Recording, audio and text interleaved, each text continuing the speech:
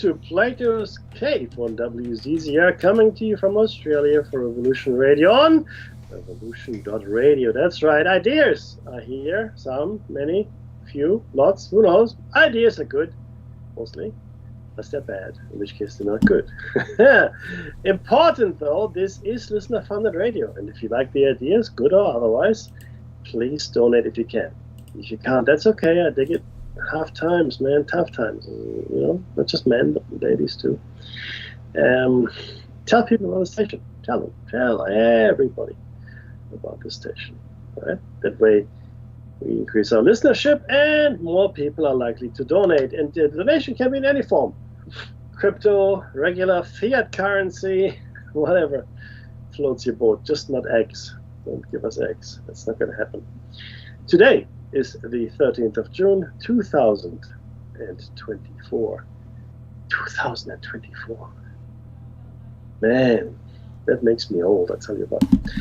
You can catch The Cave on the air, on the line all the time, and on your smart device, so grab an app to listen anywhere or listen at home on a Grace Tabletop Digital Radio. Even better news for all of you is that the archives are free. Free? Also another good reason to donate if you can, so get in there and enjoy the content before we start broadcasting at you in anger. Always do.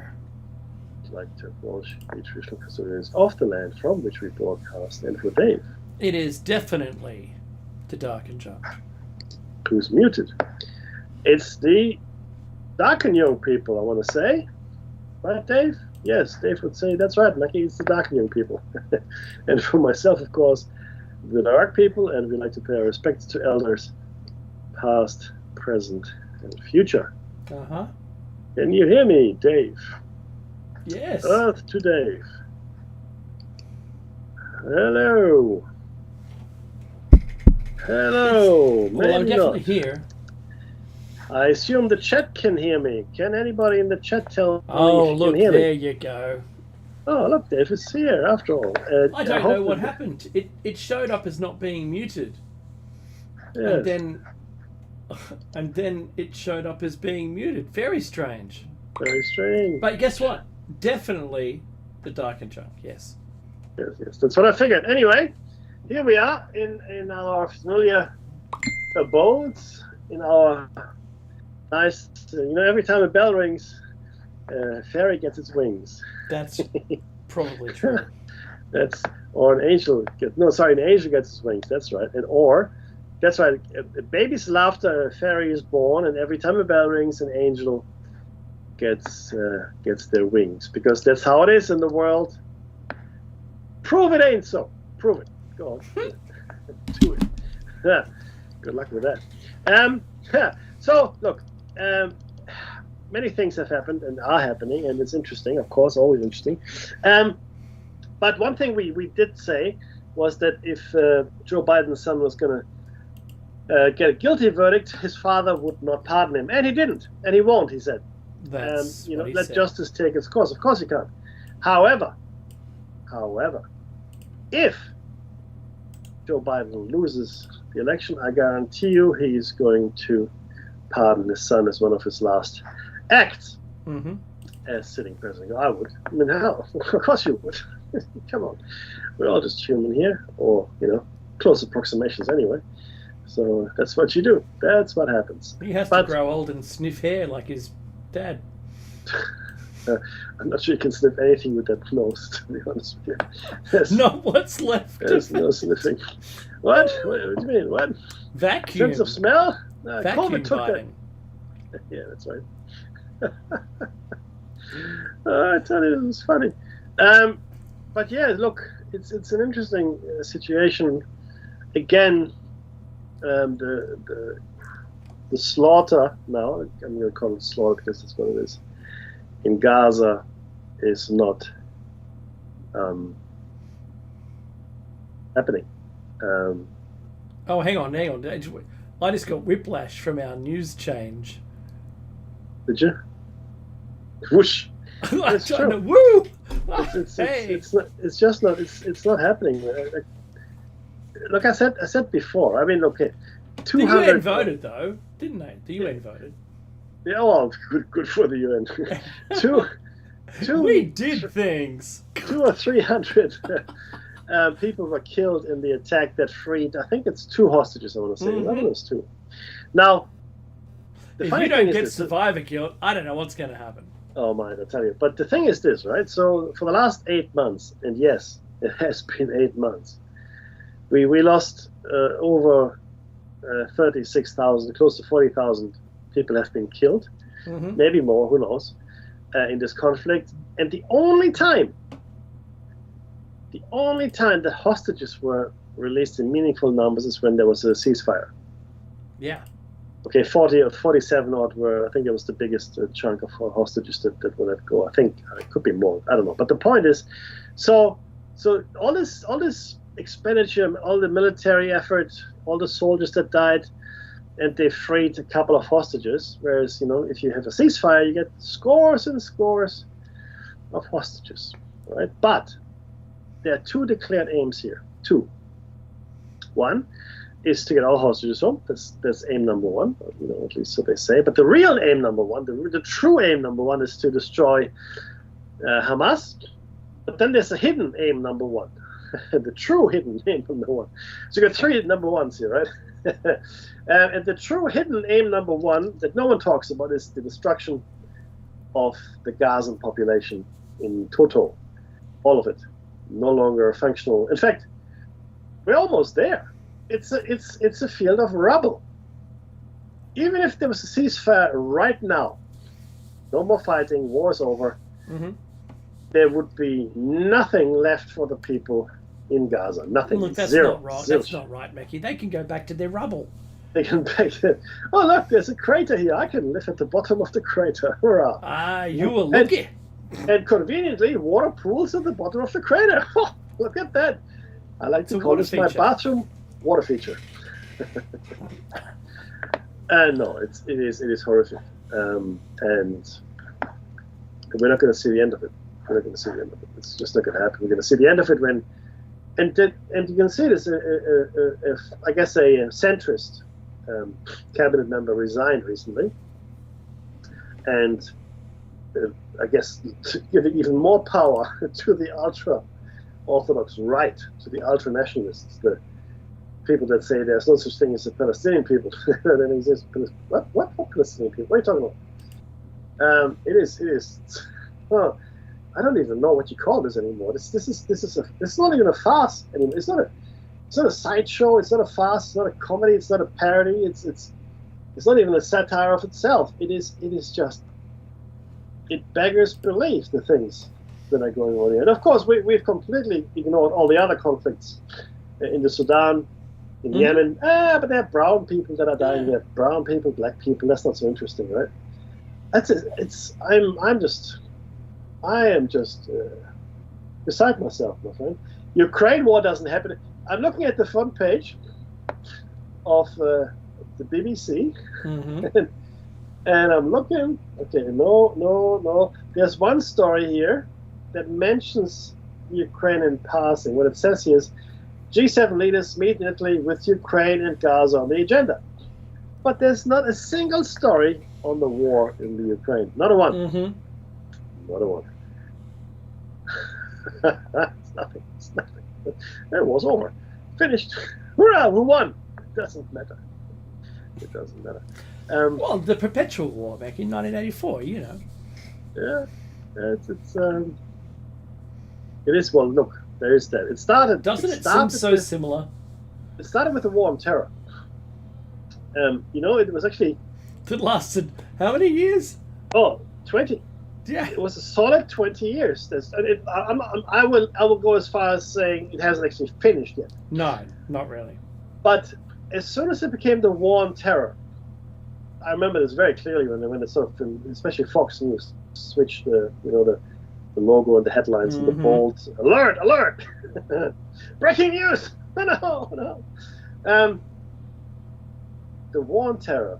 I realized at that point, Dave, you're absolutely right. This is not a perpetual war, because you can't. What does that even mean? The War on Terror.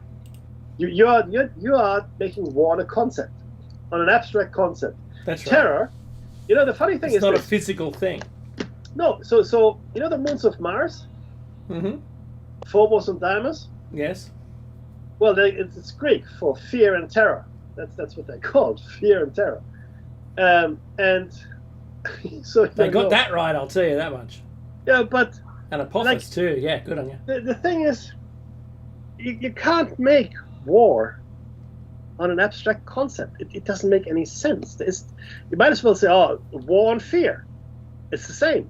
It's just a word. It means nothing. War on terror.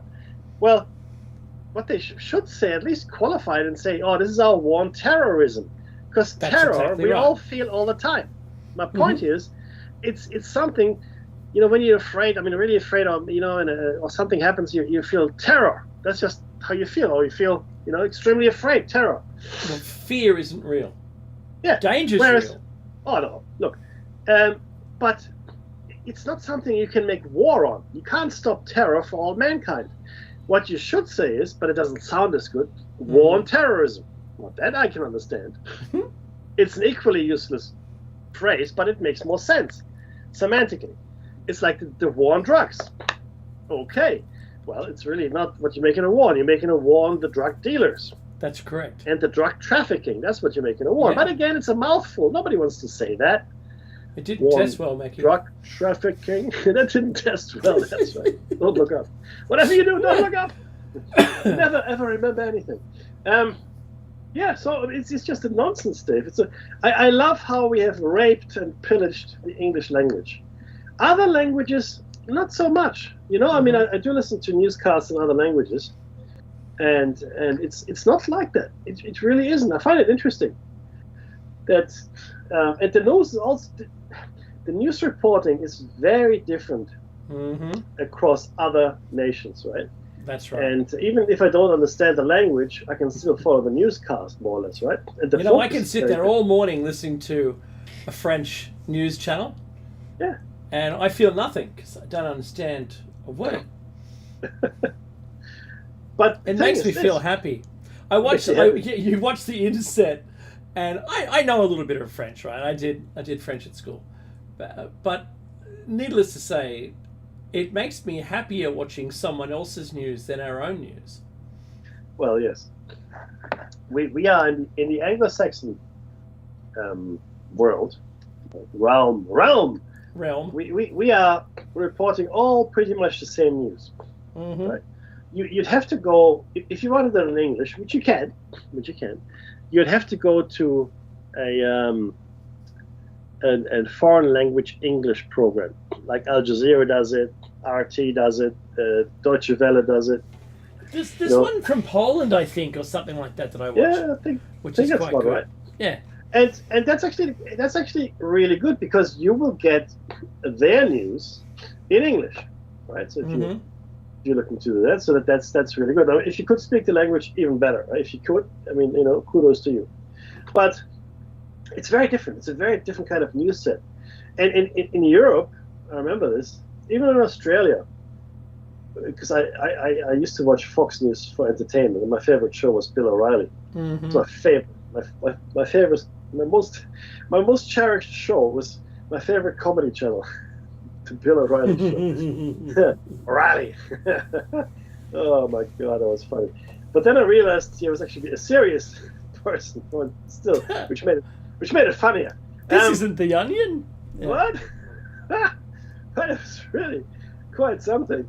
And America was unique in that it had these sensational, bold insets and banners, right? Nobody else did that. Only Fox, and then CNN did it, and then all the others followed suit. That's the States right. Then eventually it caught on to some others, but that's sort of gone by the wayside now because you can't have a breaking news item every 5 minutes. It's not possible. You can't.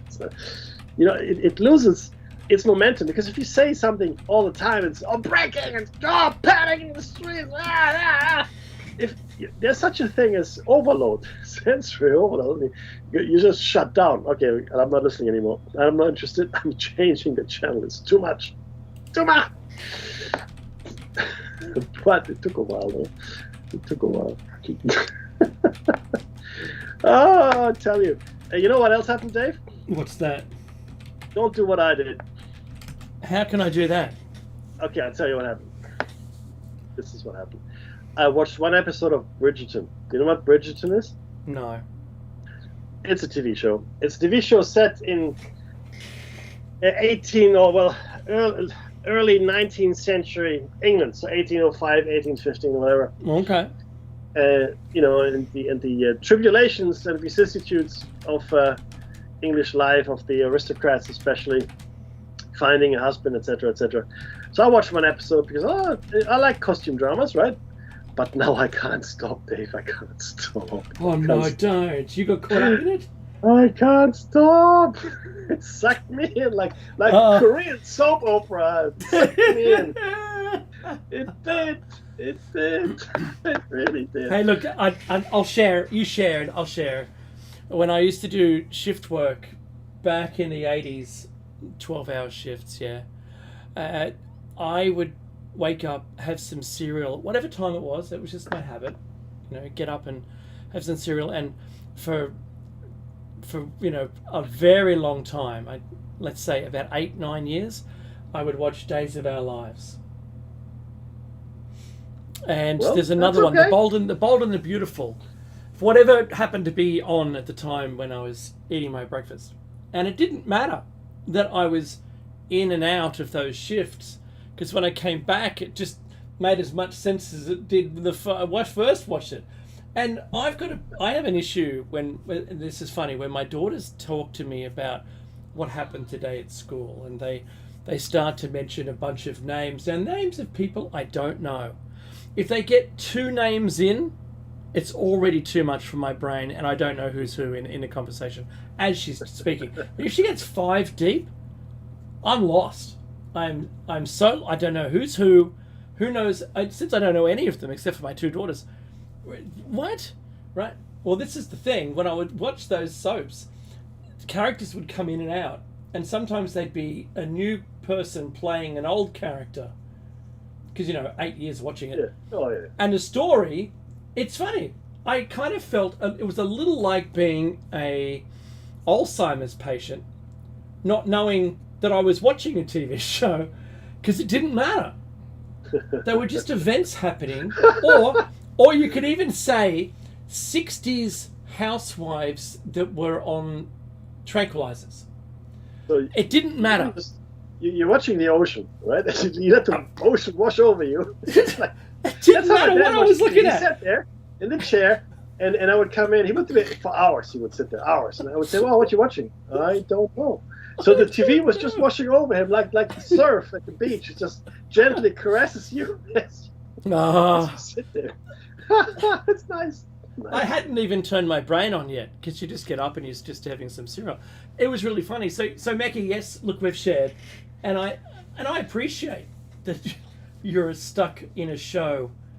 My family was, I'll hand it back to you. My family was in the habit of, and the most unlikely thing would happen. We would get stuck into something, and then the next week it would be gone. It wasn't the last episode. There was an old Australian soap that was on called Arcade. It was on for a very short time, and we happened to catch it the first week. Not that it started, but the first week before it was cancelled. So, gripped. We were in a state of grippedness at the end of the first episode, and then it never came back. Sort of like the Doug Murray show. but it never came back, and so then we vowed we're never going to watch another one again, because it'll just go off. It'll go off air, yeah. So we didn't watch Home and Away or Neighbours, because the moment we would start to watch it, I swear it would get cancelled. So I've stood away from them ever since, and just not been a part of it. So this, what's it called? Snetterton? Bridgerton. Bridgerton. It's because Snetterton is a racetrack. It's yeah. I tell you, it's. Is it period? What is completely. it? completely period. Completely. It's actually really good. I mean, Well, don't know you're selling it. the La, production la, value. la. The production value is very high. I mean, it's super Okay. pure, but it really. I tell you, man, I'm so. And it is. It is really like those Korean. I don't know if you ever got stuck into those. It's one of like those Korean soap operas. Where, I've seen Korean game shows and morning shows and stuff. Yeah, and you just can't get away. And what happens? I mean, it doesn't matter what happens to the characters, but you can't help yourself. It's just you want to know. I gotta know what happens to her. Is she gonna marry him? Why? Why is it so? So that's what happens to me, guys. Just to let you all know, I'm I'm sucked. I'm sucked into it. But yeah, so that's what happens. So don't watch TV. Is what I'm telling you. Don't watch it. Don't be me. Don't be like Mike. Don't be like Mike. But yeah, I tell you what. Having said that, though, right now there's such a huge wave of people being let go from work. Yeah. That I'm in that really, group already. I know, right? I mean, and the thing is this: it's hard to find something new for a lot of people. It really is, and because it's being flooded. I mean, Telstra just got rid of 3,000, almost 3,000 employees. So that's almost 10%. It's not quite 10%. That's why it's almost 3,000. But you got to ask yourself. I mean, what happens to all these people? It's like, the jobs just aren't that bountiful anymore. It's just nuts. And I see it, and the reason I'm saying this week we lost a few people at my place at work. Yeah. And a few of them called me to see if I had something available in my teams, but I'll be honest with you, there's nothing in my team at the moment. Where there's just no openings in terms of it's just bleak. Yeah, bleak. yeah, totally bleak. And I'll tell you, just for the listeners, that it's so crazy right now that there's at least between 100 and 200 people going for the roles that I'm applying for. Yeah. And the number's only getting bigger. Yeah, Dave is not exaggerating at all. That's those. In fact, I'd say he's probably downplaying it. Maybe downplaying it, yeah. And you look at the caliber, or at least the purported caliber of the candidates. Director level, C level, senior managers. That's right. MBA. Sorry. That's totally true. So I've got a LinkedIn account, and I can see the caliber that I'm competing against, and I swear I think the only way to get there is to lie, because what reminds me more of that is the Simpsons episode where Marge gets a job at the nuclear plant, and Smithers says he sits her down in front of this machine, and she goes, am I going to get training? And he laughs and said, according to your resume, Marge, you invented this machine. That's right. Oh, that's gold. That is gold, dude. So that's how I'm beginning to feel. And I'm going to just look, openness, in the matter of openness here. In the theme of it, I am questioning the level of self-esteem that I have left after being, for the first time in my life, not being in the top 3 of applicants. I've always had an interview. I applied for something. Very rarely did I ever not get a call back to come in and interview for a role. This is the first time, and I must have maybe 150 to 180 applications out there, and nothing. All you do is get the email for thanks for applying, and the next thing is, 3 months later you get an email that says, your application was good, but not as strong as the other applicants, so we'll keep your record on file. No, they don't. It goes in the bin. So. Oh, in the circular. Circular filer on the ground. Yeah, that's right. So that's the truth. And look, honestly, I believe that a lot of people are lying about a lot of things. Maybe I could buy one of those lordships or something. You know what? I was looking at that. That's not a bad idea. It's a real thing. Yeah, you own a you square meter of Scottish land somewhere. That's right. So Don't care where. You could put a Portaloo there if you want. There's my castle. Here it is. But yeah, you could. And then you're Lord, actually Dave, Lord Dunger. Oh, see, I like the sound of that already. Huh? Oh, yeah, of course you do. That's pretty, actually. And then they would still throw my resume in the bin saying I appear to be overqualified. Yeah, you're a lord. We don't need a lord. We have the lord. No, I like to lord over people. How's that? Yeah. Or maybe I'll get one of those CEO roles next time. Oh, that's gold. But yeah, hey, it's and the thing is this, right? None of this is coincidence or not planned. Okay, when these things happen, I guarantee you that it was done so with malice aforethought. You know, it's happening everywhere, though, right? Yeah, well, that's the point. Exactly, 100%. That's right.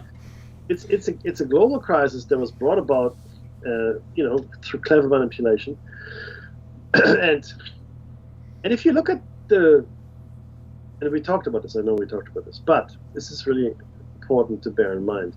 If you look at the tools with which our governments are trying to solve this crisis, you go, clearly you have no idea about how the world actually works or what makes sense. And it is clear to me that the only thing the government is doing, and maybe they really don't know any better. Yeah, I'm going to go with that one. Right? I mean, hey, I don't know. I mean, you gotta be. I mean, it's just, and most people say, look, let me put it this way. Most things that we deal with on a day-to-day basis are actually quite simple and straightforward. They really are, right? And they are made complicated and undecipherable on purpose. It's the same reason the Bible was in Latin only, or Greek for the matter, for a long time. And that secured the knowledge people their jobs because 100%. They were the only ones who could read Latin. Yeah, you don't know. I know. You don't know. So it wasn't like you couldn't learn it, right? If you didn't. I mean, of course you can. If someone learned it, you can learn. Anyone can learn it. That's right. And then read it. And Martin Luther, God bless his heart, was the first, I guess, the first European to translate the Bible into a European and then modern language. Like we're talking here, 500 years ago. And he said, "Well, how did you translate your Bible?" And then he said, "Well, I just in German." He said, "Ich habe dem Volk aufs Maul geschaut." And what he said is, well, loosely translated, it sounds a bit more vulgar in German, but loosely said, he said, I used to people's common lingo to translate the Bible, right? So they could understand it. I used the language of the day to translate. And he did. The Luther Bible was the first to be translated, and then English came, the King James edition, and then others, etc., etc. But the point is this, and the same thing. The point is that it was deliberately done this way, and as Dave said, to keep the knowledge economy in the hands of the few, the parasites. Today, it's the same. They call things, especially in the financial sector, they call things a lot of names which in real life make no sense. Oh, this is a financial instrument, and this is that, and this is the other.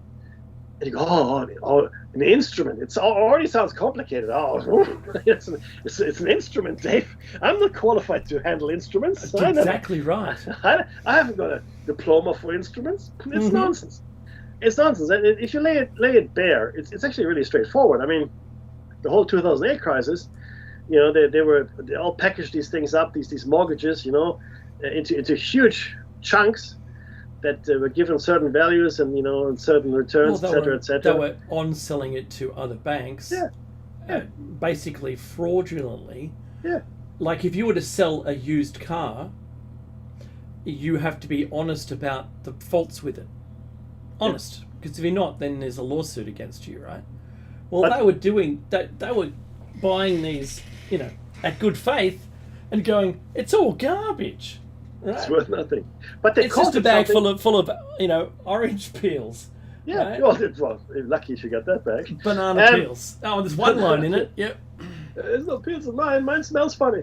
But they gave it these names that sound really complicated and really like the jargon names. This is a default swap, and this is it's a secured security and blah blah blah, and this and the other and whatnot.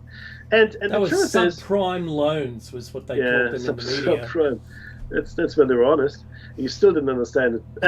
But the thing is, it was done on purpose, and it's done on purpose with pretty much everything, right?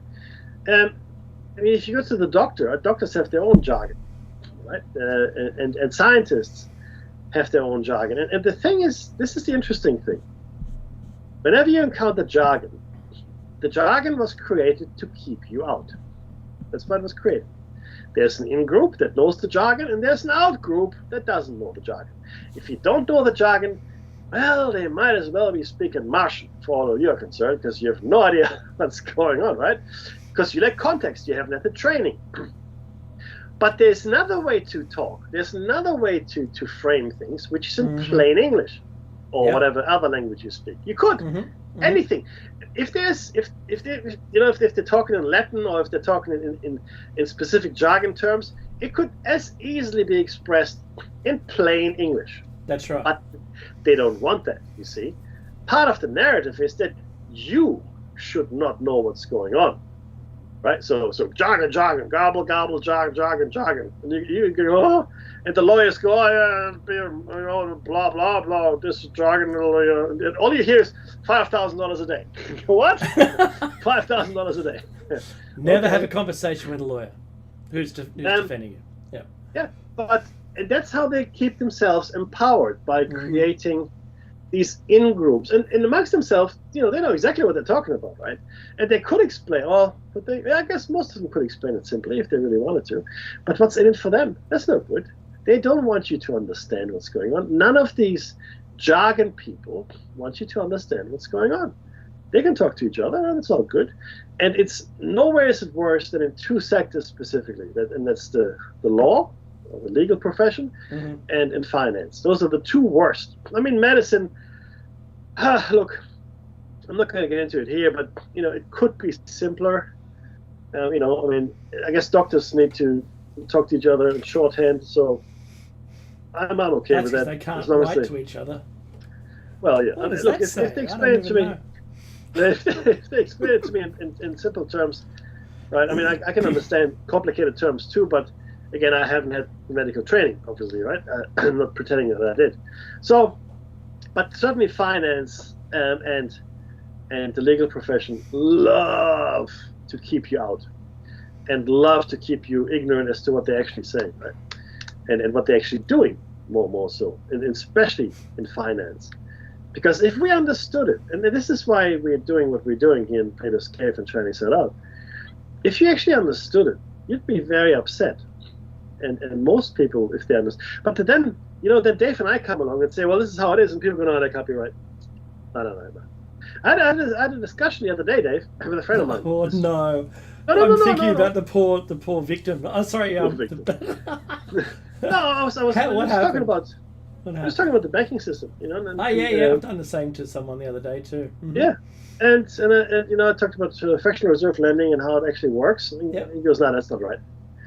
I said, no, that's how it works. That's how it works. No, I don't think so. It's okay. Based on what I mean, why you say, well, it can't possibly work like this. I said, no, in Australia, you no longer have to have any reserves in the bank. That's what I said to someone today, right? And they go, oh, what? Can't be right. Yeah, you it's must not be back. wrong. You're not. No, you can lend out any amount you want now. It doesn't matter. Yeah, it's relevant. No right. reserves are kept there to prevent a bank run. Yep. In fact, the federal, I guess our central bank here in Australia has gone so far as rewarding banks if they do have reserves. Oh, here's some money. Thanks for keeping reserves. That's so good of you. And then I said, well, that's exactly how it works. And So, so the money multiplier doesn't really apply anymore. This person said that's correct. It doesn't. Yeah, you're right. It's just whatever now. Congrats, Okay. making it the first step. Yeah. Now they will say, "Oh, within reason." Well, what does that mean? What does that mean within reason? What does that actually mean? Right? I mean, how much money do I have to hold in order to? So in the olden days, right, I had $100 and I can maybe loan out 1,000, right? But I had to have the 100. I had to have it, right? At least 10% in reserve. Yeah. Yeah, I had to have that. I'm just making up the number, but I had to have something. Today, I don't have to have anything. Nothing. I don't have to. No, I don't. No, it's not. What? No. It's just that's the system. And in fact, it's actually irrelevant now because hard currency is on the way out anyway. It's all electronic, so it doesn't matter. That's what I said today too. I do whatever I want. Digital currency means there's no effect to the currency if people just type numbers into a computer and shoot it off to someone. Because the bank creates money out of thin air. Thin air. And, you know, some economists, specifically the Austrian School of Economics, says, this was when they had fractional reserve lending with a reserve. Yeah, okay. They said it was fraud. It's fraud. That's right. Because it is. It is fraud. It is condoned fraud, though, you see, because the government is in on it. Yeah. You know, and look, unfortunately, and I explain why. The people that are seeking to be in government are not the brightest lights in the candle shop. They're just not. Okay, they're not your thinkers and movers and shakers. Not really. Again, I point to Mr. Lerman, who was accused of rape, beat that rap by, I guess, having the case thrown out on a technicality, and then proceeded to sue someone for whatever, I guess defamation or whatever it was, only to have the judge rule that on probability, you probably did rape. You probably did it. Person. Yeah, that's right. It now continues to appeal. So, I mean, this is the kind of caliber of person that seeks to be in politics in Australia. And no offense to Mr. Trump, but you are now a felon. Mr. Biden, your son is a felon. Okay, he's found guilty of a gun and drug charge, which carries 24 years in jail, by the way, in case you didn't know. Okay, and Mr. Trump could be in jail for 136 years, which is insane, of course. But if you live forever, it's just a drop in the water. Well, that's okay then, right? No, but the point is, these are the kinds of people that seek high office. Just take a step back. You go, oh. No, I'm not saying. Actually, I am saying that in olden times, there was I think there was a sweet period, I think, where we had statesmen and stateswomen that actually had integrity, and so forth.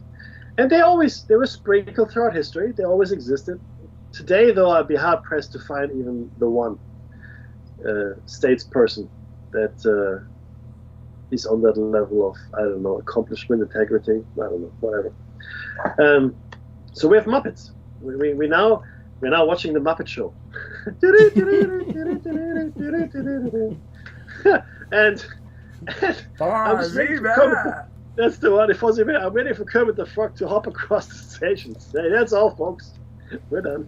Kermit the Frog here. Sure. Oh, it's over. No, but really, I mean, you have to. I mean, I look at it, right, because I'm a student of history and I like to stay informed on current affairs. I look at it, and every day, Dave, I have to pinch myself. No, but yes, it's happening. No, but yes, and it's like this insanity that is gripping all of us, and not just in politics. I think everybody should have the right to do whatever they want. They can declare themselves whatever they want. I'm a woman. I'm a rainbow. I'm a river in the Jordan Valley. Whatever you want to be, I don't care. But you can't use my daughter's bathroom if you have got dude parts. If you have dude parts, man parts, you cannot use the ladies' bathroom. That's all. That's all I'm saying. That's what you can't do. I don't care how you identify. Get your own bathroom. Carry a little portaloo on your back. I don't care, right? But you can't do that, okay? Unless you get rid of your man parts. Then okay, knock yourself out. Do what you want. Because I mean that's the ultimate consequence. And if you're a rainbow, then go vaporize yourself, right? And glitter in the light. No, I'm serious. Okay, I mean, everybody should have the right to be who they are, and that's cool, I dig it. But don't force it upon me or mine. Your lifestyle is your lifestyle, but don't make your lifestyle my lifestyle. But that's what we're doing, right? We're forcing these. And in the meantime, I know we said this before, but in the meantime, the Chinese and the Russians are looking over the wall going, look at those guys. They're all mad. They're crazy. I'll give another 10 years and there won't even be any resistance. We just march in. March in. That's what's going to happen. And that's what's going to happen. That is what's going to happen, okay? Because crazy Joe Biden here, who can't remember how to brush his hair, I don't think. He might get reelected or not, I don't know. But the numbers aren't looking good today. Yeah, no, but you've got to come up with something. It's declined. But there's a Biden impeachment trial going on at the moment. Yeah, I saw that as well. I've been watching it. Yeah, but you know what they're doing? They're looking to charge the head of the Justice Department as well, right? Yeah. So I'm thinking this. I mean, it was when America was first founded. The founding principles. Was it perfect? No. There was slavery, there was injustice, the women couldn't vote, etc., etc. So was it perfect? No, it was not. But it was a good first step from where we had been. It really was. I mean, people said, you have rights. You have inalienable rights that are yours for life. That was a pretty, new concept. Really? Mm-hmm. Yeah, you got freedoms, you got rights. So I like what happened in America. I agree with... I think it was Bacon who said it. The New Atlantis, he called it. The Great Experiment. And I think it came a long way. I believe it really bloomed before the banks got in, and it bloomed again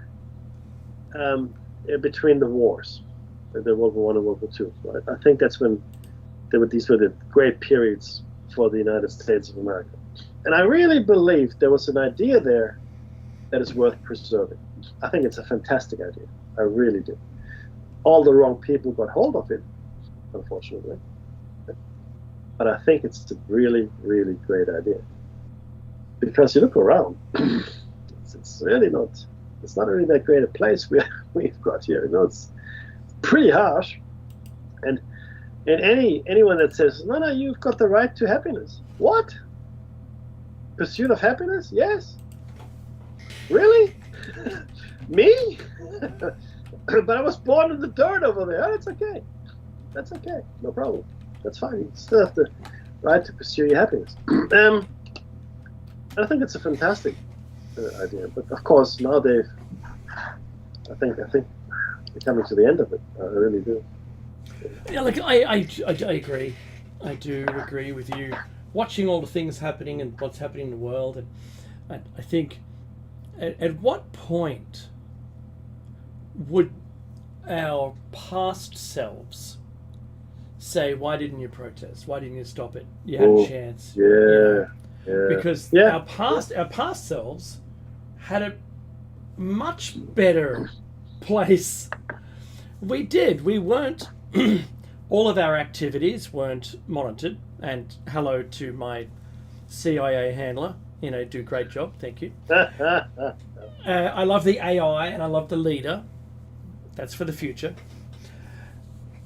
The surveillance from cameras, your phone, even Windows 11, they've decided to back out one of the things they were doing, which was taking screen grabs and saving them so an AI platform can have a look to see what you were doing. Your own AI platform. It's part of history. Inside your own computer, but they've gone, whoa, that's kind of a bit dodgy, and I think they're reacting and they're going to turn it off. At least turn it off so we don't have access to it anymore, and someone else still will. In England, you can't get off when you get off the plane. You're videoed all the way till you get inside your hotel room, and then probably inside your hotel room. Is there a point when we should have said no? Probably. Absolutely. Why? But And this is your argument, Mickey. People line up around the block for a new device for some reason that is. I'm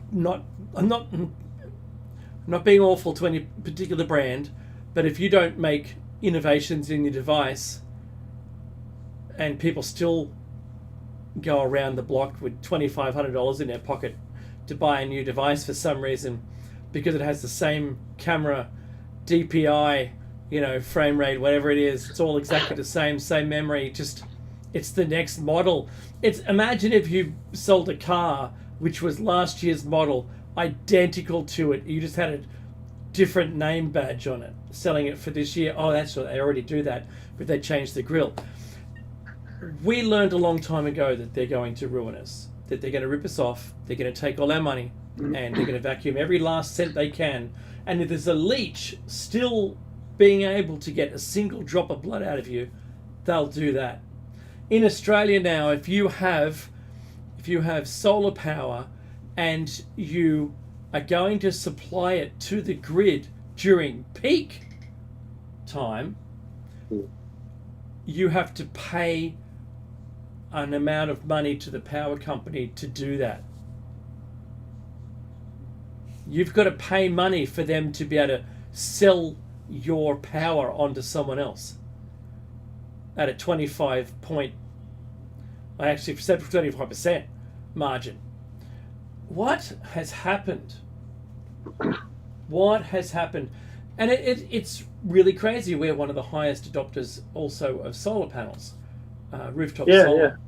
That's right. And we also harvest rainwater, and that's now compulsory for all new dwellings. But we're not allowed to connect natural gas now because that's going to create carbon, but they don't realize that next year or the year after, you'll find a domestic version of create your own natural gas.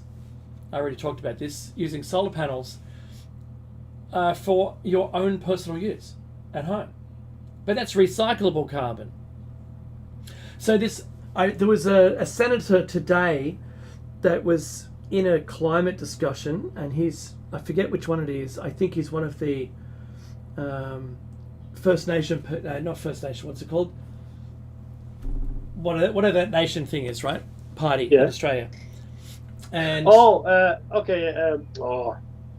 something nation, right? One Nation? One Nation, that's the one. So the One Nation Party, he wanted to actually look at the data himself from the climate panel's output. And they said, I'll just go to the website, it's all there. No. I want to see the breakdown of all the kilojoules per land square area for the type and what you've used, because I'm going to have my own people evaluate what you've produced, and you should have seen the fear in their eyes. It was golden. And they go, we produce a report every year, you see, you should just download those. And I'm going to send him our clip that we used where we talked about the net carbon was only a 12% to fix, to be carbon neutral in Australia, because his question, are we already carbon neutral? And what we found was 12% or thereabouts of the bushfires, if we just put those out early, let the rest burn, it doesn't matter, but only 12% of the bushfires, if we put those out, we're already carbon neutral. So more than half of Australia's carbon production, which is recyclable carbon, by the way, more than half of that is produced by bushfires, and that means we're already carbon neutral. And so I'm going to send him a clip of the things we've just done. And this was my day today, Mackie, of being flabbergasted with news from around the world, taking it back to the beginning, and in wondrous disbelief that we are where we are. That's my day. I want to find a job so I can, I don't have to watch the news as often. Because that the solution, as you mentioned, Mackie, the solution to everything that's a problem currently is not the right solution. I've been watching other people, like they're copying from our shows, that they were talking about fractional reserve lending. They're talking about, they use the word instrument. They're saying the instrument that the banks are using at the moment isn't to repay the debt, because you can't repay the debt. If you repay the debt, then the bonds are worthless. If all debts are paid, the currency would disappear. Yeah, that's exactly right. And I saw those same words being echoed by other shows today. Well, it's the truth. It's the truth, yeah. And the only tool they have at the moment, all our central bank run countries, they've got a lever, and the lever is interest rates, and that's all they have. It's like having a handbrake, but the handbrake is the only thing you have in a car. You're either going slowly or you're stopped. That's it. There isn't going fast. There's no accelerator. There's nothing to make it go better. And when the thing that's causing the problem isn't going to get fixed by the handbrake, and they still pull it, what are you doing? And they go, well, it worked last time I pulled it. Yeah, but it was a different problem. Yeah, it's a different problem. So now we have a problem which seems to be run by idiots and trying to be solved by idiots around the world. All the ones in the central banks, and I won't better start my car tomorrow. Because they appear across all the central bank countries to be suffering from exactly the same problem and doing exactly the same thing and having no outcome. Yeah. It is really insane. But the thing is this, right? If you're a hammer, then every problem looks like a nail. Oh, don't you like that? Right? Yeah. And this the tools these people have at their disposal. Mm-hmm. And remember, these are rules made by people. People make these rules. They're not given to us by nature or God. Right? They're limited in the tools that they can employ to what they perceive the problem is, to solve it. And interest rates. Well, we can lower them, we can raise them, or we can keep them where they are. Yes. That's pretty much the end of your toolbook. That's it. Oh, that was a short manual. Congratulations on running the central bank. But this is essentially, right? I know I'm simplifying things. I get it. Don't hate me. But that's what they do. And they go, job, the economy is heating up. I love when they use terms like that. It's cooling down. It's heating up. Negative growth. There's no excellent negative growth. Shut up, please. That's good. But it's good. It's good. Help. But yeah. And then now we'll keep the interest rates on hold. The threat is like you're going on holidays in a family and one of the kids mucks up and you go, I'll turn the car around. That's right. I'll raise the interest rates. That's what I'm doing. That's what I'm going to do next. The thing is this, the damage that is being done to the economy, our way of life, is almost immeasurable. And the reason I'm saying this is because big business is not hurt by this. They're not changing their tune. They're doing what they're doing. And people that don't have a loan or a mortgage, right? They don't care. They'll raise the interest rate as much as you like. Don't care. This doesn't affect me. Mm-hmm. The problem, though, is this, right? They're raising it to levels that is hurting people. And it's hurting people significantly, right? But they're not raising it enough for people to start saving, which is really what it's meant to do. It's meant to encourage saving. If you raise interest rates, then the bank should give you more on your deposits, right? They should pay out more interest. They don't do that at all. They don't do that at all. And it should also discourage, spending money. You should not spend money. But again, I will say it one more time here because it really upsets me. 1 minute. People are not buying more stuff. That's correct. People are buying the same stuff, but it costs more now. Mm-hmm. Please, and I don't care what your reports say. It's all mumbo jumbo anyway. I don't trust any of the reports coming out.